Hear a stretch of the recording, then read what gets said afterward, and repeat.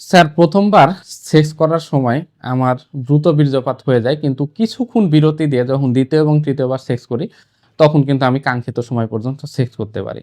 এটা আসলে কেন হয়? এই টাইপের কোশ্চেন নিয়ে আমাদের কাছে অনেক পেশেন্ট আসে এবং তারা জানতে চায় এটা আসলে কেন হয় এবং এটা আসলে স্বাভাবিক কিনা এবং এ থেকে আমরা কিভাবে মুক্তি পেতে পারি।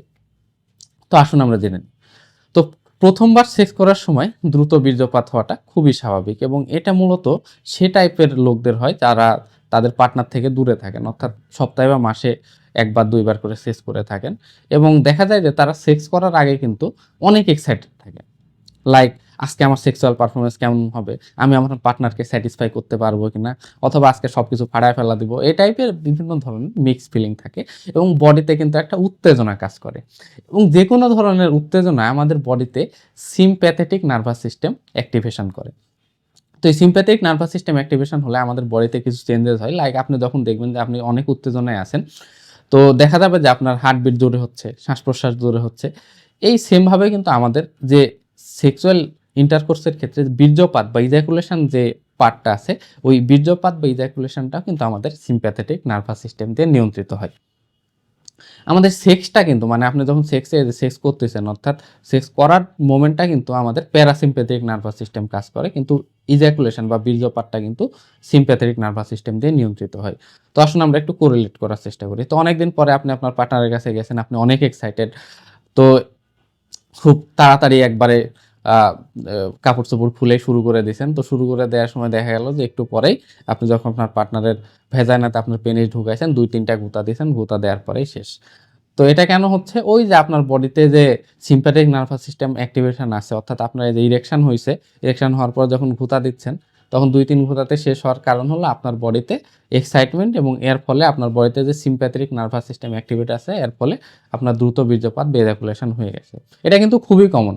দেখা যাচ্ছে প্রথমবার যখন এই যে পারফরমেন্সটা একটু খারাপ হয়ে গেছে, আপনার এক্সাইটমেন্টটা অনেক কমে গেছে, তারপরে কিছুক্ষণ বিরতি দিয়ে যখন দ্বিতীয় এবং তৃতীয়বার সেক্স করতেছেন, তখন পারফরমেন্সটা মোটামুটি নর্মাল অবস্থায় ফিরে আসছে। তো এটাই মূলত হয়। তো এটা একবারে নর্মাল, এটা নিয়ে আসলে তেমন ভাবার কিছুই নাই, কিন্তু আসলে আমরা সবাই তো চাই আমাদের প্রত্যেকটা সেক্সুয়াল পারফরমেন্সটা যাতে আমাদের আলটিমেট এবং নাম্বার ওয়ান এবং আমরা যেরকম চাই সেরকম হোক। ইটস লাইক আমি লিওনেল মেসি, প্রত্যেকটা ম্যাচে নামছে, আমাকে হ্যাটট্রিক করতেই হবে। তো আসুন আমরা জেনে নিই আমরা প্রথমবার সেক্সুয়াল পারফরমেন্সটাকেও আমাদের ডিজায়ার্ড টাইমিংয়ে কিভাবে নিয়ে যেতে পারি এবং আকাঙ্ক্ষিত ভাবে কিভাবে সেক্সটাকে উপভোগ করতে পারি। তো অলরেডি আমরা জেনে গেছি যে আমাদের প্রথমবার সেক্স করার সময় দ্রুত বীর্যপাত হওয়ার নাম্বার ওয়ান কারণ হলো এক্সাইটমেন্ট বা উত্তেজনা। তাহলে অবশ্যই এই সমস্যাটাকে মুক্তি পাওয়ার জন্য আমাদের উত্তেজনাকে একটু কমাইতে হবে। আর উত্তেজনা কমানোর জন্য অবশ্যই আমাদের কি করতে হবে? রিল্যাক্সেশন করতে হবে বা একটু শান্ত থাকতে হবে। তো আসুন শান্ত থাকার কিছু টেকনিক আমরা জেনে নিব। এখন আমরা নাম্বার ওয়ান যে জিনিসটা জানবো, এটা সবসময় ফলো করবেন, সেটা হলো প্রত্যেকবার সেক্স করার পূর্বে আপনি প্রস্রাব করে একদম মূত্রনালী এবং মূত্রথলি একবারে ফাঁকা করে আসবেন। কেননা মূত্রনালী এবং মূত্রথলি যখন ভরা থাকে তখন আমাদের পুডেন্টাল নার্ভে চাপ পড়ে। এই পুডেন্টাল নার্ভটাই কিন্তু আমাদের সেক্সের ক্ষেত্রে ইজাকুলেশন বা বীর্যপাত নিয়ন্ত্রণ করে। তো যখন আপনার মূত্রনালী এবং মূত্রথলি ভরা অবস্থায় থাকবে তখন পুডেন্টাল নার্ভে চাপ পড়বে, এর ফলে দ্রুত ইজাকুলেশন হয়ে যেতে পারে। তো অবশ্যই আমরা সেক্সের পূর্বে আমরা বাথরুমে গিয়ে প্রস্রাব করে আসবো, এটা মনে রাখবো। এবং প্রস্রাব করার পরে যদি পারেন একটু 5টা মিনিট হেঁটে নেবেন। হেঁটে নিলে দেখা যায় যে হাঁটাহাঁটি করলে মোটামুটি একটু উত্তেজনা একটু হলেও প্রশমিত হয়। এর পরবর্তীতে আপনার সবচেয়ে গুরুত্বপূর্ণ সেটা হলো আপনি 5 মিনিট ডিপ ব্রিদিং বা দীর্ঘ শ্বাস প্রশ্বাস নেবেন।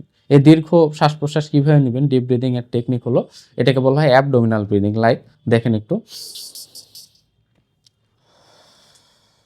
অর্থাৎ এমনভাবে শ্বাসটা নেবেন যাতে বুকের নিচের অংশ এবং পেটের উপরের অংশ ফুলে ওঠে। এই অ্যাবডোমিনাল ব্রিদিং এর ফলে কিন্তু আমাদের বডিতে একটা রিল্যাক্সেশন ফিলিংস আসে। লাইক আমরা যে কোনো ধরনের বিপদ হলে হাঁপ ছেড়ে বাঁচে না, যখনই হাঁপ ছাড়ে তখন আমাদের বডিতে একটা রিল্যাক্স ফিলিংস আসে। তো এই 5 মিনিট যখন আপনি অ্যাবডোমিনাল ব্রিদিং নেবেন, দেখা যাবে যে আপনার উত্তেজনাটা অনেক অংশে কমে গেছে। এর পরবর্তীতে আপনি চলে যান আপনার পার্টনারের কাছে, গিয়েই ভাই খুব দ্রুত শুরু করে দিয়েন না, কাপড় চোপড় দ্রুত খুললেন না, খোলার আগে একটু সময় নিয়ে ফোর প্লে করুন। ফোর প্লেটা অলরেডি সবাই জানেন, সেটা হলো সেক্সের আগে যেটা করা হয় পার্টনারকে প্রস্তুত করার জন্য। মোটামুটি 5 থেকে 10 মিনিট তো অবশ্যই ফোর প্লে করবেন এবং ফোর প্লে করার সময় একটা জিনিস মনে রাখবেন, সেটা হলো কখনোই আপনি আপনার পেনিসের দিকে নজর দিবেন না, লাইক আপনার পেনিস ইরেক্টেড হচ্ছে কিনা, অর্থাৎ লিঙ্গ খাড়া হয়েছে কিনা, বা ওই ফোর প্লে করার সময় দেখা যায় যে অনেকের ক্ষেত্রে বীর্যপাতের আগে যে একটা চিটচিটে ফ্লুইড আছে যেটাকে হয় প্রিকাম ফ্লুইড, সেই ফ্লুইড আসছে কিনা, এই নিয়ে কোনো টেনশন নেই। আপনি আপনার পার্টনারের উপর ফোকাস করুন এবং এই ফোর প্লেটাকে এনজয় করুন। তো 5 থেকে 10 মিনিট ফোর প্লে করে ফেললেন। এই ফোর প্লে করার পরে আপনি প্রপার সেক্সুয়াল অ্যাক্টে চলে যান। সেটা হলো এই সেক্সের ক্ষেত্রে অবশ্যই আপনারা স্টার্ট অফ টেকনিক ফলো করুন। স্টার্ট অফ টেকনিকটা কি? আপনি যখন এই যে আপনার পেনিসটাকে পার্টনারের ভ্যাজাইনাতে যখন ঢুকাচ্ছেন, ঢুকানোর পরে কিন্তু আপনি বুঝতে পারবেন যে আপনি কয়টা পর্যন্ত, মানে কয়বার গুতা দিতে পারবেন। লাইক আপনার যখনই মনে হবে যে আমার একটু পরে বীর্যপাত হয়ে যাবে, তো সাথে সাথে সেটাকে অফ করে ফেলুন। মানে আপনি যখন গুতা দিচ্ছেন সেটা স্টার্ট, আর যখন এই যে যখন বুঝতে পারতেছেন যে আপনার বীর্যপাত হয়ে যাবে 2টা গুতা বেশি দিলেই, তখনই পেনিসটা বের করে ফেলুন। এটাকে বলা হয় স্টার্ট অফ টেকনিক। তো প্রথম 5 থেকে 10 মিনিট অবশ্যই স্টার্ট অফ টেকনিক ফলো করুন। It's like test match. মানে টেস্ট ম্যাচে কি হয় যে প্রথমে এসে ব্যাটসম্যান অনেক বল দেখে, বল দেখার পরে সে ওই ক্রিজে সেট হয়। সেট হওয়ার পরবর্তীতে দেখা যায় যে সে তার ইচ্ছামতো ইনিংসটাকে বড় করে।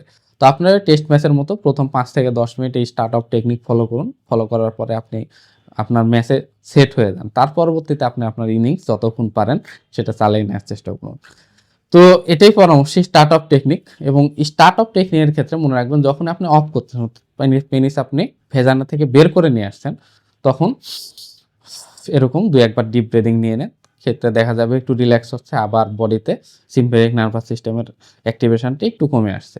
তো এইভাবে যদি আপনি 5 থেকে 10 মিনিট কন্টিনিউ করেন, কন্টিনিউ করার ফলে দেখা যাবে যে আপনার মোটামুটি আপনার নিজের উপর কন্ট্রোল চলে আসবে, এবং এই কন্ট্রোল দিয়েই কিন্তু আপনি আপনার ইনিংস ইচ্ছামতো লম্বা করতে পারবেন। তো এই পরামর্শগুলো যদি ফলো করেন, আশা করি আপনার পরবর্তী সেক্সুয়াল পারফরমেন্স আপনার আকাঙ্ক্ষিত সময় অনুযায়ী হবে। এবং এরকম অসংখ্য পরামর্শ পেতে আমাদের চ্যানেলের সাথে থাকুন। আজকের জন্য খোদা হাফেজ।